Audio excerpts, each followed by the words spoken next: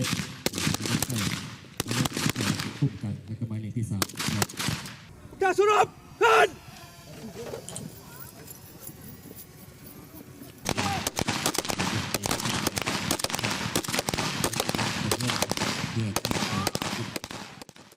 สวัสดีท่านผู้ชมที่เคารพซึ่งมื้อนี้ทางทีมงานข่าวภาคสนามก็ได้มาอยู่ที่กองพันน้อยเคลื่อนที่ไว586ขึ้นกับกองพันใหญ่11ซึ่งมื้อนี้ก็ได้มีการฝึกซ้อมสกัดกั้นทับม้างสลายกลุ่มซุ่มนุมประท้วงและกลุ่มก่อจลาจลซึ่งรายละเอียดจะเป็นได้เดี๋ยวนั้นเฮาไปติดตามรับชมพร้อมกันกองพันน้อยทหารหาบเคลื่อนที่ไว586ที่ขึ้นกับกองพันใหญ่11เป็นกลุ่มกองหนึ่งที่มีพละบทบาทสำคัญเฮ็ดหน้าที่ป้องกันการน้ำผักลาดป้องกันกองประชุมที่สำคัญของผักลาดและเฮ็ดหน้าที่ปฏิบัติงานในตัวเมืองตามคำสั่งของขันเทิงในเวลามีสภาพการซึ่งกองพันน้อยเกินที่ไว้586แม่นมีหน้าที่สำคัญคือปรับปรุงก่อสร้างกำลังทางด้านการเมืองการทหารพลาธิการและเทคนิคตามหน้าที่การเมืองของกลุ่มกองหันลงก่อสร้างหักฐานการเมืองประชาชนและการเมืองกลุ่มกองตามทิศซี่น้ำของขันเทิงเกี่ยมพร้อมสู่โหบเคลื่อนไหวสู่โหบเมื่อมีคำสั่งมีหน้าที่เคลื่อนไหวป้องกันความสงบในตัวเมืองนครหลวงวิจันทร์และขอบเขตทั่วประเทศตามคำสั่งของกรมสู่โหบกรมใหญ่เสนาธิการกองทัพสกัดกั้นทับม้างสลายกลุ่มซุ่มนุมประท้วงและกลุ่มก่อจลาจลที่ให้แหงอยู่ในตัวเมืองตามทิศซี่น้ำของขันเทิง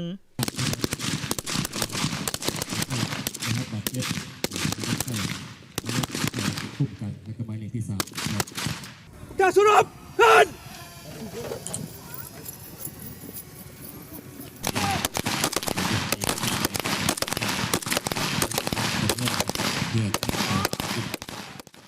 กลุ่มกองของข้าพเจ้า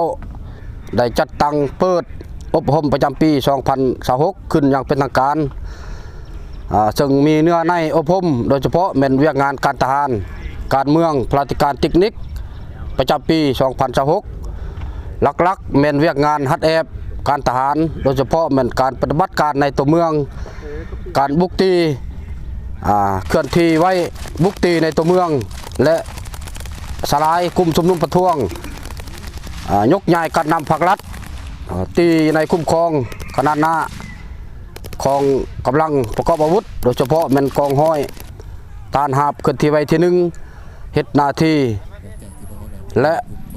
กองห้อยเคลื่อนไหวทานหาบที่2แม่นเฮ็ดหน้าที่สลายกลุ่มชุมนุมประท้วงและกองห้อยเคลื่อนที่ไว้ที่3แม่นเฮ็ดหน้าที่ตีเป้าหมาย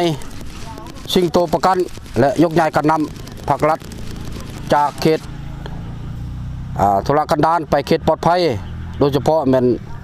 งานกองประชุมใหญ่ของพรรคต่างๆงานสำคัญของชาติของกองทัพว่าร่วมโดยเฉพาะกับเป็นของชาติที่พวกเขาได้จัดตั้งเคลื่อนไหวในตัวเมืองในระยะผ่านมา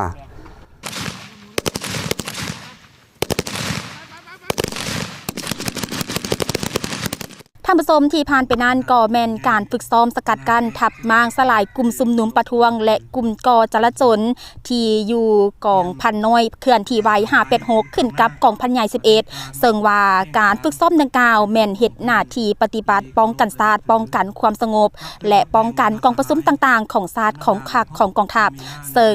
ให้ทันกับสภาพการเพื่อเป็นการสู่หบให้ทันกับเวลาโฆษกภาคสนามรายงาน